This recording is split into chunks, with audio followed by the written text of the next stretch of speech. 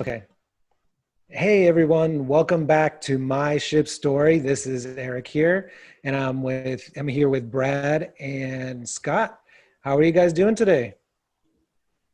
Just kicking along, man. Loving life, working in the backyard, spraying, mowing, and shopping for hot tubs. Nice. Yeah, Nice. same. Shopping for hot tubs. I'm sure you can order it on Amazon and get it delivered. For a nominal $2,500 fee. I'm just going to have Scott deliver mine. He seems to have a plan, so I'm just calling Scott, and he's going to deliver my hot tub, set it all up, and everything. Isn't You know, it pretty damn hot this time of year in Oklahoma? Yes. oh my God. So Well, I don't know if not this so is much as it's hot. It's so humid. It's ridiculous. well, yeah, but hot and humid does not make for a good hot tub, at a good time to get into a hot tub. That is correct. Yeah. So, Wait, yeah.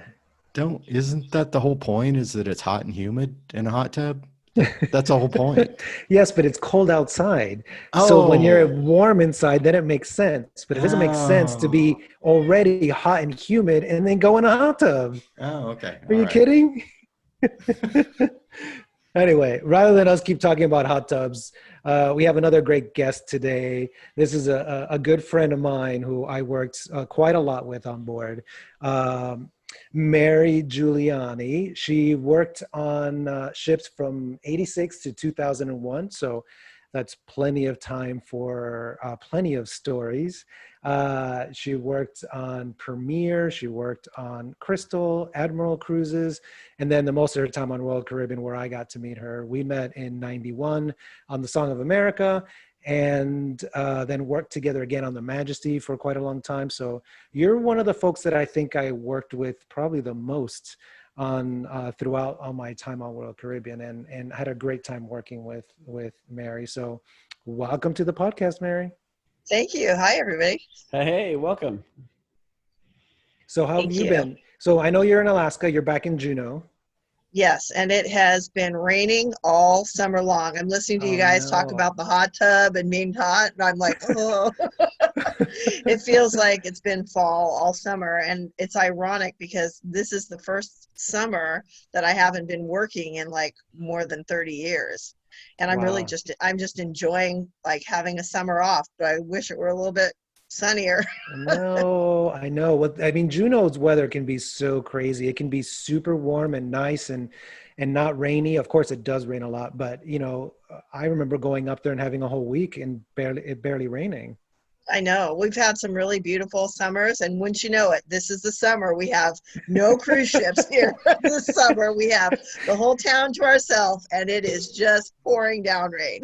Oh Hey, I no. got to ask you about Juno. This is completely off subject, but Juno, I just watched this movie called The Fourth Kind. I don't know if you've ever seen this, but it's Mila Mm. Whatever her name is, but Jovanovic. Jovanovic, and it has to do with alien sightings, alien abductions, and it has this Juno um, psychologist that has real tape and real footage that have blended in with this movie.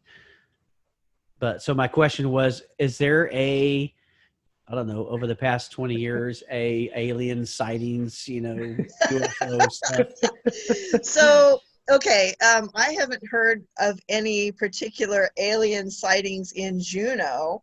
There are Bigfoot sightings here, and there was who's that guy, Ozzy Osbourne's son? He does like this Yeah. show about haunted places. Oh. Uh-huh. What is that show? I don't know if you What guys was seen his it. I forgot what his name was. Isn't his Jack. I name? think it's Jack. Yeah, Yeah, that's right, okay. Jack. Yeah. Okay. So one of his episodes, and it was a couple years ago, they did it in Juneau, and they based it, it was mainly centered around a hotel here called the Alaskan Hotel.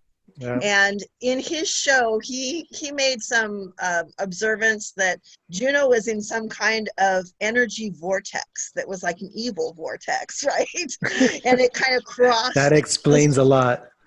this vortex crossed like right there at the Alaskan Hotel, and Oh, wow. that there were all these like evil kind of spirits. So that's the only thing that I can kind of tie in with that whole alien thing.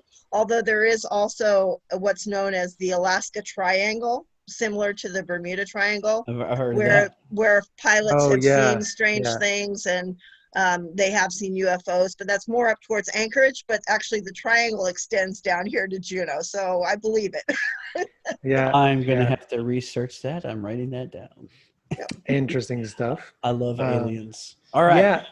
Well, just and real quick. So when I worked for Princess, I used to go up to Juneau every year, almost every year, and to do ship visits. So I always looked forward. A lot of people did not look forward to those ship visits because you really got beat up by employees, with complaints, and you have to deal with all the complaints. But I always looked forward because I got to see Mary, and I get to spend as much time as I could. We go to dinner, we'd hang out, so we'd see a movie.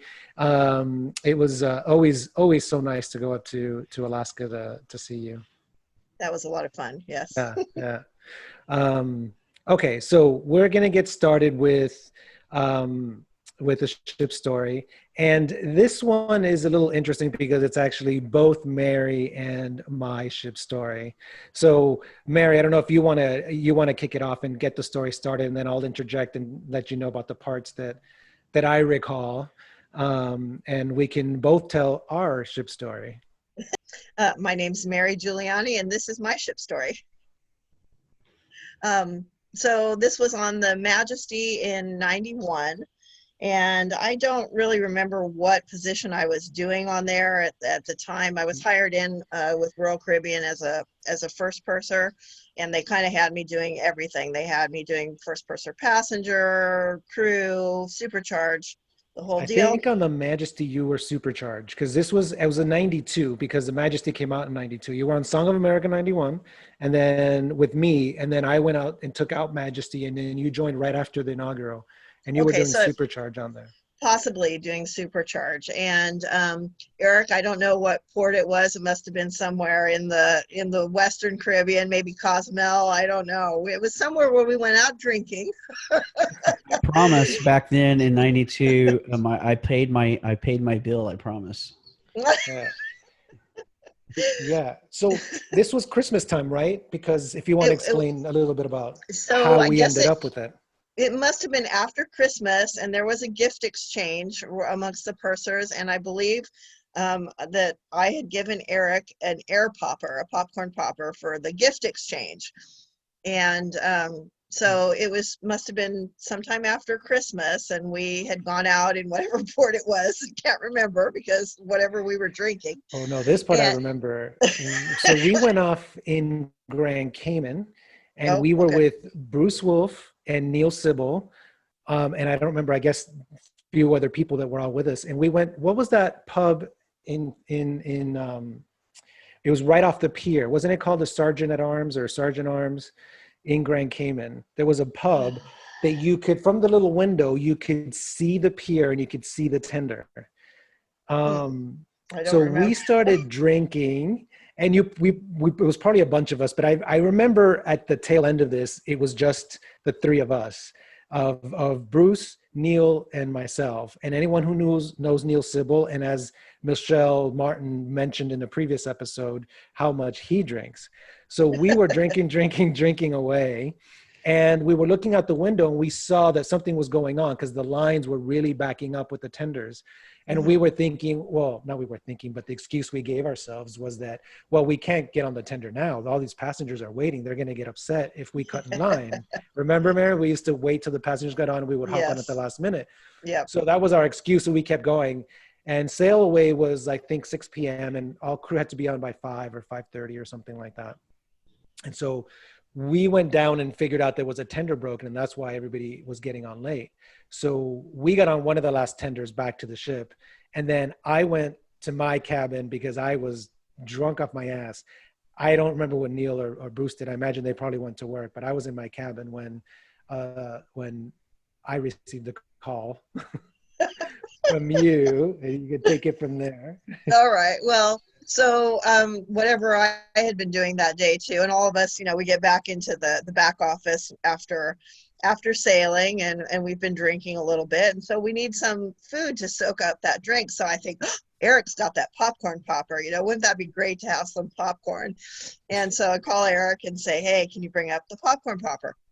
And so we get the popcorn popper in the back office. And of course, the back office of the Majesty sovereign class ships, we had the IT office built inside our back office, right? And so the IT office, for people who don't know, was basically the hub, like the main frame of the computer of the ship, where everything, all the computer works went on there, right? So, and you're right that Bruce was there, because when we got the popcorn popper up to the back office, we were looking for a plug to plug it into, and we couldn't find one. All our computers are all plugged in, and oh gosh, we can't find a plug. And Bruce is like, oh, we've got plenty of plugs back here. Come and plug it in back here. Oh no. Yeah, you guys know what's coming now, to the computer room. Okay. So we finally, yay, there's a plug. We plug it in, and the popcorn popper starts going. Now, the front desk there was like right in front of the back office, right? And the Centrum was there. And the Centrum is always like a busy place where you hear lots of noise, people, and also the hum of the ship, the noise of the ship, the air conditioning and everything. And this popcorn popper is going, and our machines in the back office are going, all the electronics, and all of a sudden, boom, everything shuts down. Seriously, everything shuts down. The IT room, all the computers, all our computers in the back office, the air conditioning in the Centrum. Completely shut down. Shut down. And we're like, oh shit, I gotta get this popcorn popper out of here, right? So I don't remember, Eric, how we got it out of the office. Now, mind you, of course, the smell of popcorn is all over the back office, right? Oh, the whole lobby, the entire main lobby smelled of popcorn, because I had brought up a bag and I threw it in the bag and I took off running to take it to my cabin, because I had to get rid of it. Get rid of the evidence. Yeah. Oh my gosh. And of course, then here come the Norwegian engineers, their jumpsuits and everything, and all, cursing in Norwegian, and they come in the back office and they're smelling the popcorn popper, and we're like, where is the popcorn? I think it was more like something like fy fan something, Yeah. Going on here. Yeah. And so, of course, we denied everything. We're like, well, I have no idea why it smells like popcorn back here. And have no idea what went on. Popcorn? What are you talking about? It's a new fragrance in the shops. Right? It's ambience fragrance. So Eric, I'm fuzzy on, how long it took for them to get everything back up and running. Oh, I was gone, because I took, and you guys talked to the Norwegians because I was out. I took the bag and went running. So a little tidbit about that bag, and I don't know if I ever told you this, but when you called my cabin and said, bring up the popcorn and bring up, in a bag, to put it in. Remember those old Royal Caribbean laundry bags or the shopping bags that people had? So yes. I was, again, I was still pretty tipsy when you called. And so I was looking, I couldn't find anything. So you're going to kill me. I emptied out my laundry bag, my dirty laundry bag. Oh my gosh. No, you never told me that. And I took it up, and that's where we were collecting all the popcorn. Everybody was eating the popcorn from my laundry bag. Oh. Nice. The things that you learn, 20 years, 30 years later. Yeah. Oh my God. But that's what happens when you're, drunk. So I don't know what happened in the back office, because as soon as everything shut down, it was like, Eric, get this the hell out of here. So I ran down and hit it. And honestly, I don't remember where I hit it. But if you remember this, Mary, we had cabin inspection like a day or two after that. Right. for people out there that don't know, as officers, our cabins never got inspected. They would never inspect our cabins. The next day, they hit every single purser cabin, and they took anything that was even remotely out of place that you weren't supposed to have, that they used to, turn a blind eye to us. They took everything. Remember, everybody's Mexican blankets that weren't fire rated, all gone. Any plug or extension cord, everything. I don't know, Mary, what they took from your cabin, but I don't remember, but I know that they were on a mission. They were on a mission to get us.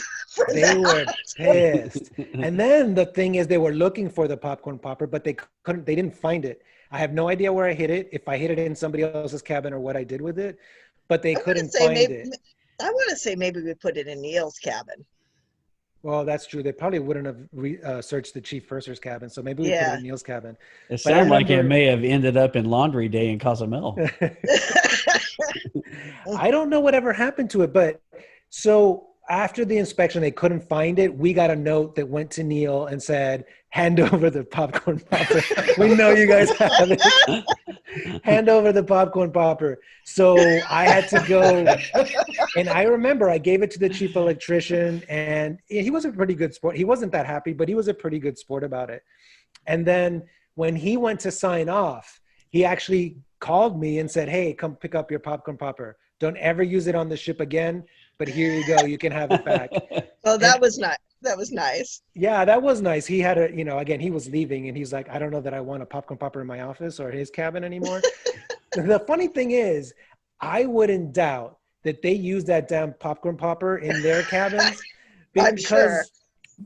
Just a couple episodes ago, Michelle Martin said that she had a popcorn popper in that she was dating an electrician, and they had a popcorn popper on the Song of Norway in her cabin. Huh. Or the Sun Vikings. So I was like, hey, we had to turn ours in. And the bag was still full of that same popcorn. It was all old and stale, but it was still in the bag. They hadn't thrown anything away. No, my God. Had an extra sock in there from your laundry. Yeah, no, they didn't notice. These guys, I made sure that they didn't notice where the bag came from. Oh my gosh. Gosh. Oh, that's so gross. That'd have been funny to keep that part. That'd be like a trophy that you need on your shelf back there. But when you sign off, have all the Norwegians sign it. There you go. Oh, those refrigeration engineers, they were pissed. They were really, really pissed. I remember the ventilation went out, like you said, in the Centrum, but I thought something happened in the main theater too. I don't know what was connected to what, but I remember hearing that something went out in the main theater. I don't know if it was the lights, the power, or same thing, the ventilation or something. But I just remember hearing how did we not get written up for that? I don't know. I guess because, they didn't know who did it. Nobody really confessed on who was behind the whole thing. No. So. But I think statute of limitations is gone now. I think okay. Yeah, I think they gave me the blame because I handed it in. So I think that they all thought it was me, even though it was my popcorn popper, but I wasn't the one deciding where to plug it in. Okay. And I guess it was partially my fault since it was my idea. Hey, let's have some popcorn after. Well, it was between me, you, and Bruce, because Bruce was the one let's plug it in. But I'll tell you, Bruce was as drunk as I was because he was with me at Sergeant at Arms, and you know what Neil Sybil was like. And all three of us we drank all afternoon at the Sergeant at Arms. So, yeah, but that was pretty crazy. That's funny. Oh my God. But okay, but Mary, I know that there's got to be a few more with more than 10. What is that? 20? You worked 20 years on board? 86, no, 15. 96? No, 15. 15 but, years on board. Well, I have a lot of good stories with kind of together with my partner in crime, Rhoda Coffin. And it'd probably be fun to get her together with me on the show to that would be great. to do a story together. But and Brad, didn't you used to work with Rhoda? I worked with Rhoda. I love Rhoda. Yeah, we worked together on the Majesty in '95 with Rhoda. Well, I'll tell you guys a funny story about Rhoda. And she won't mind that I tell this story. Now you have to tell Um, her you told this story so she could get another story on you when she comes on.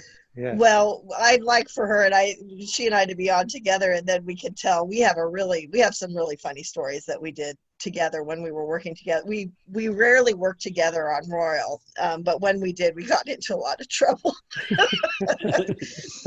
Anyway, I first met Rhoda when I was working for Premier in 1987, and Rhoda.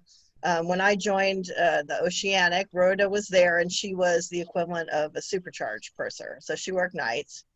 And Rhoda was not very nice back then, which I think there are probably, and she won't mind me saying this, that there were probably quite a few people when she worked for Royal Caribbean that will say Rhoda wasn't very nice when she was working for. Yeah. So I have to say, Rhoda was tough. She's tough. But here's the won't thing. take shit from No, anyone. she won't take shit from anyone. But here's the thing.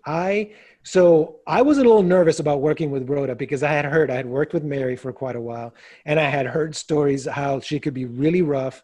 And I was really nervous. I thought, oh my God. And I have to say that I loved working with Rhoda. I had so much fun with her. And we could give each other shit and it was fine. And it really wasn't a problem. She wouldn't take shit, but you could also give it to her. And I remember giving her so much shit about smoking in the back office because she was probably like the last person that gave up smoking in the back office because I used to give her so much shit about that. Rhoda, stop smoking in the back office. But I loved working with her and I had a fantastic time and only have great things to talk about Rhoda. Well, Rhoda, yeah, she was a chain smoker. Now she doesn't smoke anymore, but yeah. Okay. So, well, when I joined Premier, she was very close with this girl who was a first purser named Betsy. And they were, kind of, inseparable. And they were, to put it bluntly, they were just two bitches, right? They were mean. Don't choke on your wine there. They were just mean. And so I had this bad habit, which I do even to this day, of coming into a room and throwing my keys down somewhere. And then afterwards, of course, I can't find my keys. Well, when I would do this in the back office of the Oceanic, Betsy and Rhoda thought it was funny to take my keys and hide them somewhere from me. And they did this multiple times with me. They thought maybe I'd learned my lesson, leaving my keys around, but I never did. And I still leave my keys around. Well, anyway, one day, and we were on 3 and 4 day cruises out of Port Canaveral. So one day I had the rare opportunity that I was off. It was a Port Canaveral day and I was off. And so I went into the back office, I grabbed my keys, and I went out shopping the whole day. And Rhoda was signing off that day on vacation. Bye, Rhoda, have a great vacation, this and that. I come back in the afternoon, and Rhoda is still there. And she says to me, do you have my keys? And I'm like, no, I don't have your keys. I'm thinking, what is this? You guys are the ones that always take my keys. And are you sure? Yes, I'm sure, and then even the chief purser came and asked me, do you have Rhoda's keys? And I'm like, no, I don't have Rhoda's keys, right? And so I go up to, and then I get changed quickly and go to work, and the ship sails. Rhoda signs off without turning in her keys, which was a big deal because at that time, those keys also had our safety deposit box keys on them, and our float of $10,000 was in the safety deposit box. And so Rhoda hadn't been able to turn in her float, which was a big deal. And so after the night was over, I went up to my cabin, and there's my shopping on the bed and my purse. And I look at my purse and I think, I didn't grab Rhoda's keys by accident, did I? And sure enough, there's Rhoda's keys in my purse. And I was like, oh no, now what, right? And I was 22 years old, and I hadn't learned yet at 22 to fess up to my, my mistakes. So I was sitting on this knowledge of I've got Rhoda's keys, up until like 2 days before she's supposed to sign back on. I didn't tell anybody. And then finally, 2 days before she's supposed to get back, I was working in the crew office with a gal named Linda Robson. She was British, and we're all three still in touch and good friends. And I said to her, Linda, I have, this confession. I've got Rhoda's keys. And she's like, oh, what are you going to do? Well, I decided that the only fitting thing to do with Rhoda's keys was give them a burial at sea. And I threw Rhoda's keys off the back end of the Oceanic. And nobody ever knew except Linda, right? This was in 1987. Oh, man. So many years later, when Rhoda and I end up working together at Royal Caribbean, but at that point, I don't think we had worked on the same ship yet, but we had kept in touch with each other. After everything, we became friends on Premier. And then we held our friendship, going into Royal Caribbean. And then one day I went to go visit her. She was on the Nordic Empress. And I just thought this thing had been weighing on my mind, for a decade. For 4 years or something. And I said, Rhoda, I've got a confession. And I said, your keys from the Oceanic. I knew it. And I told her the story, and I confessed it. But yeah, Rhoda's keys How did were. she take it? Well, like I said, she said, I knew it. And then we had a good laugh about it, and we've been laughing about it since, and other things. Yeah. Oh my God. Yep. That's too funny. That is crazy. Yep. That's a great story. That's a great story. My God. Oh my God. So I'm trying to think of some of the other stories that we have in common. And another one, and you tell it much better than I do because I don't remember it that well because I think, again, I was really drunk, was that the Fernando story when Fernando, that he was just the most annoying assistant purser you could ever imagine. He was like a know-it-all. He was from Costa Rica, and he just thought he knew it all. Like, put it this way. He told a Scottish girl, Tracy Black, that Edinburgh should be pronounced Edinburgh because that's the way it was spelled. It's like, no, it should be pronounced Edinburgh. That's the type of person this was. So he was fairly new on ships. He was on his first contract. And then we were having Song of America, right? Song of America. And we're having a party in, I think it was Ed Levy's cabin, or it was in Norwegian It was in cabin? it was in it was my your cabin. Okay. So you can take it from here because I don't remember that. I just remember I was drunk the whole night. So go ahead. So I just have to add to the Fernando thing, so everybody gets a picture of how this guy was. At one point, I turn and he's literally standing on top of the purser's desk, Oh my God. yelling at the passengers, two lines, 2 lines. And I was like, oh my God. No. What? But, Oh yeah, it was great. This is a front desk receptionist. Honestly, we've all seen these assistant pursers come on, and they're just so full of themselves, and they last one contract, and maybe not even that, and you just can't wait to get rid of them. Yeah, go ahead, Mary. We decided this one night because he knew everything, right? So we were having this party in my cabin, and left him at the desk with a radio at that time. That time we didn't have like beepers, pagers, and we had walkie-talkies, right? And told him, if you have any problems, call us. So we're in my cabin, call, and then, the walkie-talkie was to communicate with the bridge. Yeah, and I don't know why he had that, but he was on that like 8 to midnight shift because I remember that somebody else was going to do night. So he was on the 8 to midnight shift. He was alone at the desk. Yes, and I have to admit that this was my idea that was concocted just to test if he would call if there was a problem that he didn't know how to handle. So we're up in my cabin, and we get the lovely Miss Kay Hunziker. She's now Mrs. Kay Postrania, who's also a good friend of mine, and she lives in Colorado now. And we get her to call down to the desk and say, please, please, you have to help me. My husband, he's stuck on the toilet, you know. And so, of course, we had the vacuum toilets, right? Do you remember the vacuum toilets? You push the button and, you know, it would just like vacuum everything away. Like, so, you know, my husband, he was sitting on the toilet and he flushed it, and now he's stuck. He can't get up, you know. And so here's Fernando. Okay, madam, you know, I'll check and see, you know, just keep calm and this, but please, you know, he's hurting his balls. he's in pain. He's stuck.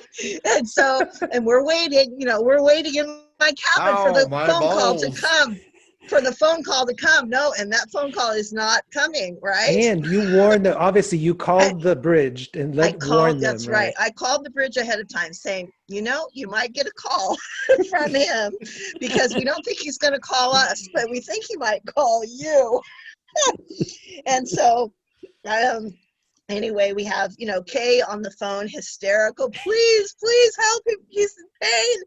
You know, and somebody was in the background going, oh,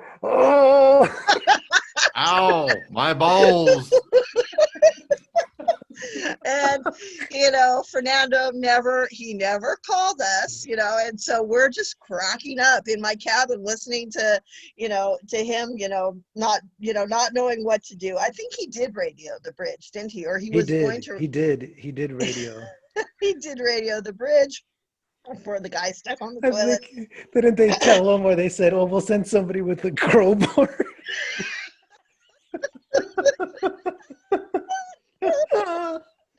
You know, and there's UK, please hurry, you know.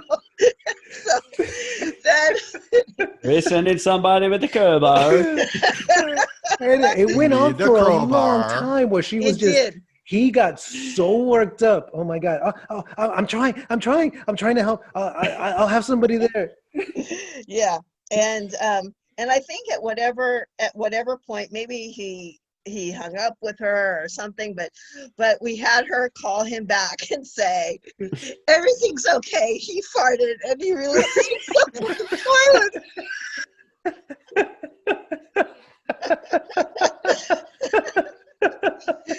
And of course, this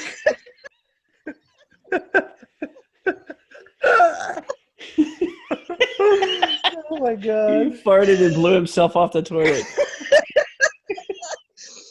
Of course, this is right before Fernando's getting off shift, right? Yeah. So we're waiting in the cabin. And sure enough, here he comes after his shift is over. And that time we had curtains that were, you know, before the door. Rips open the curtain. Oh, what a night I've had. He goes, give me, and what was that drink, the Norwegian? Aquavit. Oh, God. Aquavit. And then he Aquavit. proceeds to take like 3 or 4 shots of Aquavit. You're never going to believe what happened to me. We're just laughing. Oh my God. That was so funny. Did he ever find out? I don't know that. Did anybody tell him? I don't remember. He's about to in a couple of weeks. Oh my goodness. I seriously wonder whatever happened to him, because after that contract, when I signed off, because I signed off before him, I never saw him again. He's like, too much. Oh yeah, wasn't he the one? Oh my God, too much pressure. Do you remember the pool announcement? Do you remember what he did? Oh wait, it's coming back to me about Okay, so the bridge called down to the purser's desk, and we were in rough seas, and they, you know, when it's a little rough, they're going to close the pool, you know, because, you know, it's still dangerous for people to be in the pool. So they called down the purser's desk, and he's working, and, you know, the pursers were the ones that made a lot of the announcements. Besides entertainment, the other announcements were done by the pursers. Right. And so they asked him to make an announcement to make sure that everybody exited the pool. So because they needed to close it because there were a lot of waves. So what does he do? He gets on the PA and he goes, "Everybody in the pool, get out, get out, get out, get out of the Get pool out now." now.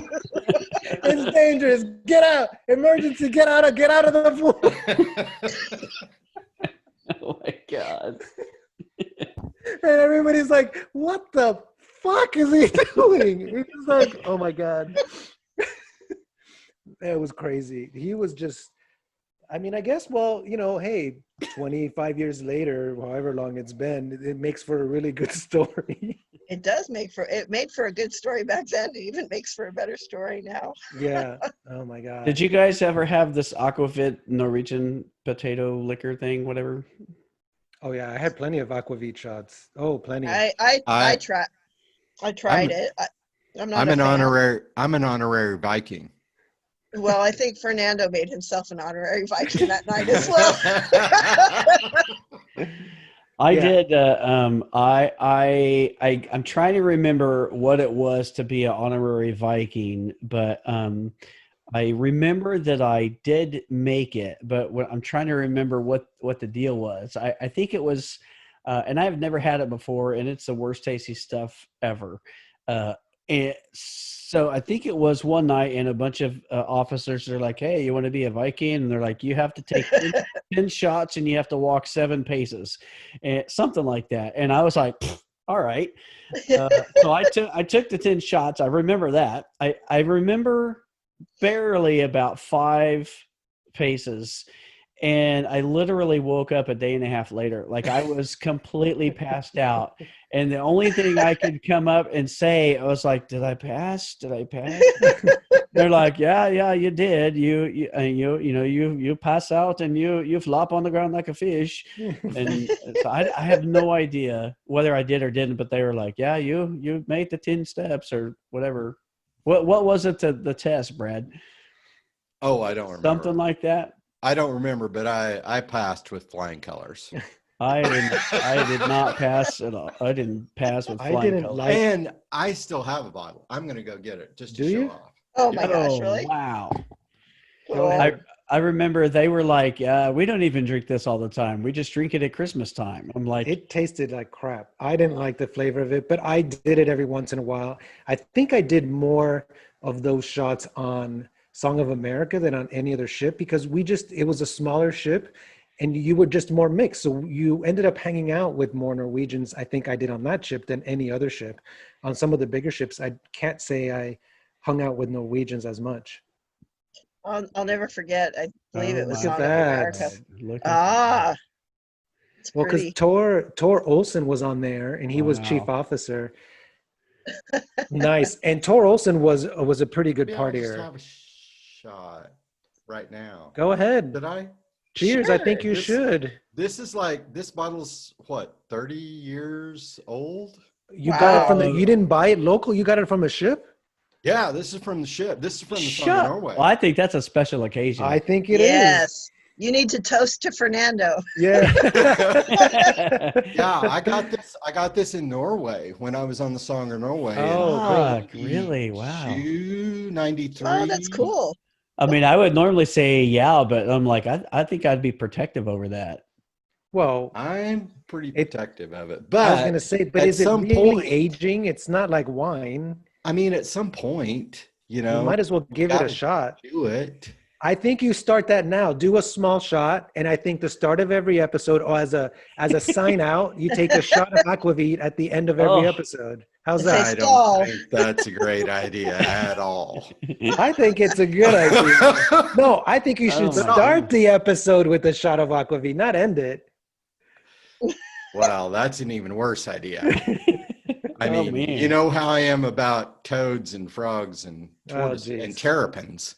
Yeah, in a future episode, Gary, Terrapins you'll at all. understand I what mean, this is about. Don't even get Oh, me. I heard that. I heard Oh, did you? that was in the Karen Mayberry Well, that was episode, right? Karen's, yeah. Oh, that's right, right. Oh, But no, there's a but you longer haven't heard, conversation yeah. coming up about it. Oh, okay. Stay Yeah. tuned. Yeah. It'll go more in depth on the terrapin. Yeah, yeah. So, Brad, are you taking a shot? Should I? Yes. I think so. Go. Yeah, he opened it. man. There we Look at go. that. Ship pressure. Now it's Never potato. fails. It's made out of potatoes, isn't it? How is it? It's good. Hey, you were supposed to only do one. Whoa! Save Where's the your bottle. shot glass? Not straight from the bottle. We're talking about bread here. Oh my gosh. Nice. So is it made from potatoes? What does it say? It says in something in Norwegian. It's not. Yeah, it's in It says Norwegian. hopefully currently blinded. Original from Norway. 41.5%. Holy shit. volume. 41% proof, or is like 82% proof or whatever? No, it's a volume. It's 41.5% volume. They don't have proof in Europe. Well, 45% is a lot, though. That's a lot. Yeah. So that's almost half pure alcohol. Shit. You forgot to say skål. Oh, skull. You have Oh, to take do another. another You have one. to He's take got to do another one. Oh my god. Okay, so for the next episode, should we all find a bottle of Aquavit and take? I know. Okay, for the first Norwegian, we should do that. When we get a Norwegian on, Oh man, we should all have shots of Aquavit. That would be Jesus. good. Scott, That would be good. good luck. I was gonna say I think I've looked for it around here and nobody has it. Like you No. have to order. Like you're that. I gonna have to go find to like Aquavit in Oklahoma. right. Well, I have seen it in stores before, but very rarely. But I have seen it in stores before. It'll be like Byron's Liquor Town that they've been around for like 40 years if they have it. But I'll look. Yeah. Wouldn't like Bevmo have it? We don't have those things up here in Juneau, but wouldn't Bevmo have something like that? I don't have there. I don't know if we don't have Bevmo that here here. in Nashville either. Crap, I am hammered now. I am hammered now. I'm gonna go to Brad. I'm gonna drive up to where Brad is and get like a little, a Come small on bottle up, full. Scott. Yeah. Come on up. I'm only 3 miles off the. I'm only 3 miles on the dirt road. You know. Yeah, there you go. Good luck Maybe finding a it. redneck if directions on a to dirt your road. house include when you turn off the paved road. I actually drove through Brad's town when I went to judge a barbecue restaurant up there. Oh my God. No, you drove through Watauga. Well, I know, but I mean when That's I the civilized part. on the way back, that's where you had your vineyard or your winery store because I stopped by and bought like 3 bottles of wine. Yeah, but that was Watauga. That's the town. Oh, okay. I live 15 miles from guys, there. can we get back to Oh, Mary sorry. now? No. No, that's okay. I'm having fun listening, and I was thinking that if it's made out of potatoes, it reminds me of like the first time I went for breakfast. Of course, Royal Caribbean was full of Norwegians at the time of 91. And I had come from Greek ships where, we had normal breakfast, right?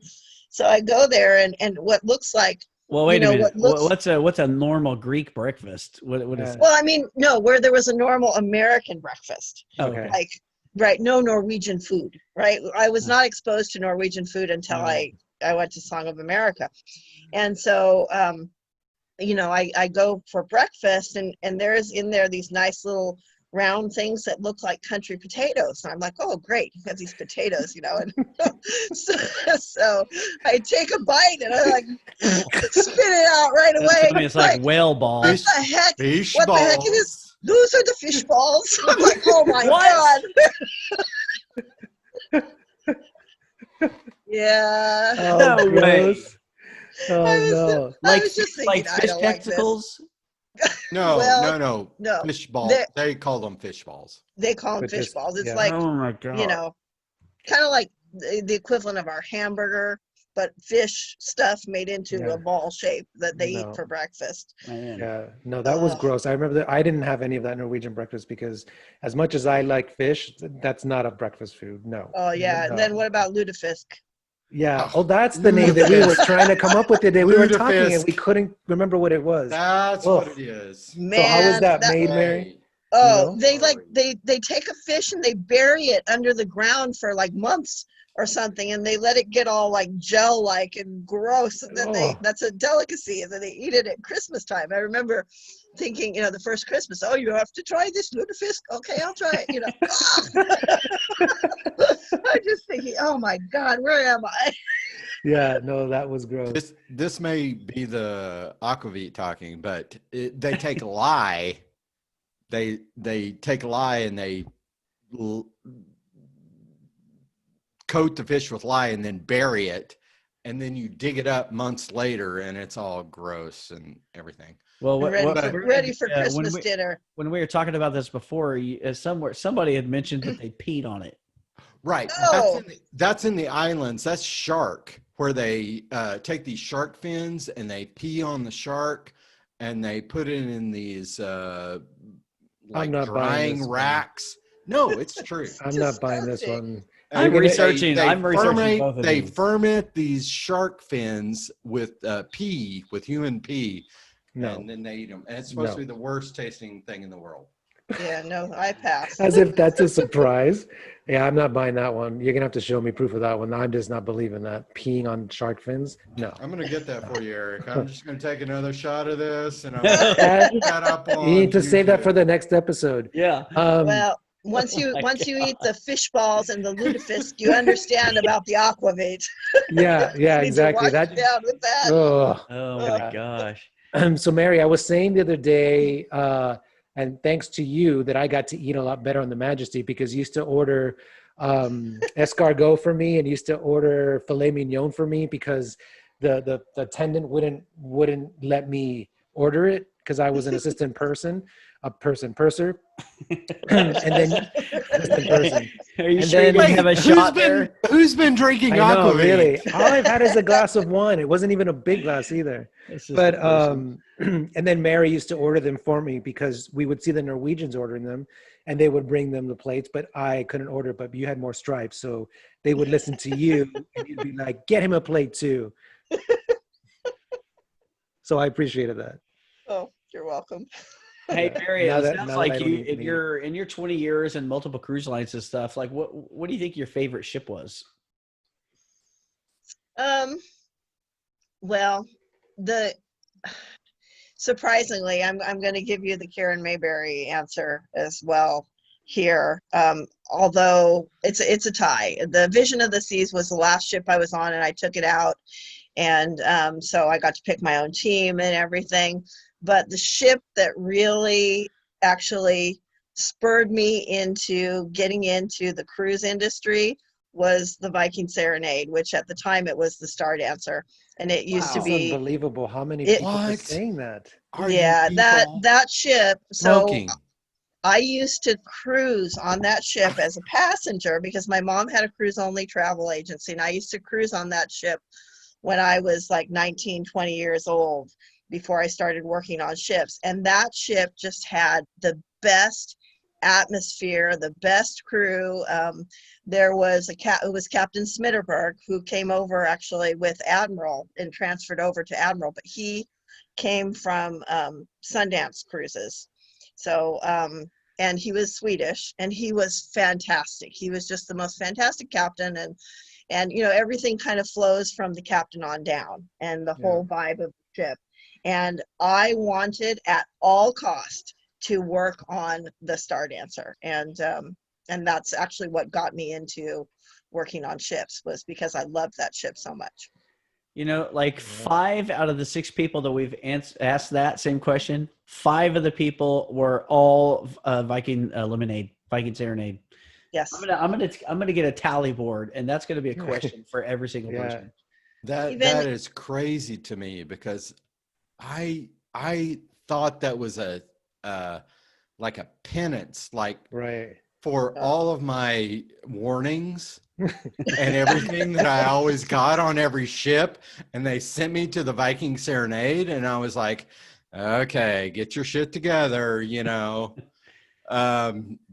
sending you to the Viking Serenade again, It's like Alcatraz. Get it? Yeah, it's like, get it together, get back on the real ships, and I just don't understand it.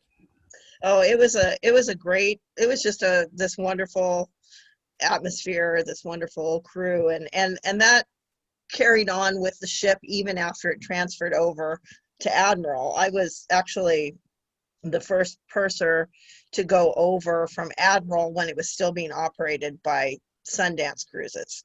And John Lazell, who hired me I was working on the Azure Seas. That was my first ship. Later on, he told me, he said, I almost didn't hire you because you were kind of like, yeah, I'll work on the Azure Seas for a little bit, but I really want to go to the Star Dancer. I was just kind of like, yeah, I'll put up with the Azure Seas for a while as long as you get me over there. And I loved it. And yeah. What's It was a great ship. on the flip side of that? What is the worst ship that you were like, please get me the hell off? It I was know the the answer to Sovereign. this. It Oh, was the really? Sovereign. I thought you were Yeah, gonna I say mean, I thought you were gonna say the crystal ship. oh, I was just thinking in the realms of Royal Caribbean. Yeah, Yeah, well, Crystal, that's another story. Yeah, I yeah, mean, it was on there when that darn ship caught fire, and I thought that was going to be it for me. I was like, I'm done with cruising yeah. after that. But no, I would say it was the Sovereign, only because it was on, at that time, it was on 3 and 4 day cruises to the Bahamas. And Oh, it was literally I was chief purser, and my office was like a revolving door of complaints of passengers. And, here's your $50 credit. Here's your $50 credit. Their toilet didn't flush, their cabin flooded, whatever it was. It was just one thing after wow. another with the Sovereign. But I have to say, that in these days when we've seen the pictures of the Sovereign and the Monarch there on Yeah, the breakers in Turkey, my heart is just like being ripped yeah, out. yeah. Yeah, I that I ship felt the was, same way. yeah. Mm-hmm. And I had a I great mean, time on the Sovereign. I did a 7 day oh, Eastern Caribbean and overnight in San Juan. So it was a blast. I loved the Sovereign, but I understand. When I heard they were doing 3 and 4 day, I said I did not want to go to that ship. oh my gosh, that was rough, to turn around that many passengers Twice twice a a week. week on a ship Mhm. that really at that time just needed a lot of work. It was Right, it was rough, but right. I had a great team. I did have a great team. I always had great teams wherever I went. I was grateful for that. Yeah, I don't know that there was any ship that I had like a really bad experience or a bad team, because it was just if you had one or two people that were maybe not the friendliest or I didn't like that much, it just changed. All it took was one turnaround, and you got somebody else on board, and the feeling within the department would just change. Hmm. So I can't say that I had really any one particularly like terrible team that I didn't like. For all of you, because all of you were pursers, this question for everybody: is there a complaint or problem or some passenger that you were like that stands out? Like, this is the stupidest question ever, or you were just the most ridiculous complaint, or something from a passenger that you would just wanted to like throw them overboard? I I don't can't think of know. I can't think of a direct complaint, although I do remember a really bad Christmas cruise where we were on, I think this was on the Vision, and we were doing the Panama Canal, and it was like Acapulco to San Juan, and we had a lot of Mexicans that got on in Acapulco, and they were wild. That was that was Every the Christmas, we had huge Mexican groups on, and it was Mexicans and Brazilians, and it was yeah, insane. it was wild. And so we had, people hanging their infants off the outside of the windows of the pool deck to pee over the Oh side of the no. ship. And then we had somebody that pooed in the pool, and the Oh, captain had me make an announcement: please do not defecate in the pool. I couldn't believe I had to make that announcement. So that's like the thing that stands out in my mind. Like, I can't believe I had did to you do say that that. like Fernando? Get out of the pool! Get out of the Get pool! out of the No, pool! not Poop crap in in the the pool! pool. No. Don't shit in the pool. Do Oh not my, shit in the board. oh my gosh. I Oh can't So man. believe that's, anyone, and that horrible story, on Royal Caribbean, that the baby got dropped out of the pool deck window and stuff. What? That's I'm exactly sorry, what they but were what doing. kind of human are you to dangle your baby outside of a window? Doesn't matter if it's unlocked or not. You open the window and hang your. I just don't even get that. Yeah, I mean No. the Royal Caribbean case was a little different, but other Yeah. people that are hanging their kids, I mean that's the Michael Jackson treatment. You're crazy, crazy. Well, before we go, I mean, it's been so much fun talking to you, but we do have to get together, and it's not necessarily a ship story, but we have a really good boat story between Mary, Cindy, Clark, Hayden, Blaise Besant, and so we have another episode. We'll eventually do that one because it's a really long story. But I think it'd be great for a few of us to be on to give our different perspectives of that story because it's a crazy trip that we had and it's just so much fun. Like Well, I guess the title of that would probably be called On the Rocks. Yeah, I just want to say that, Mary, I was looking at your, did you feel me Googling you today?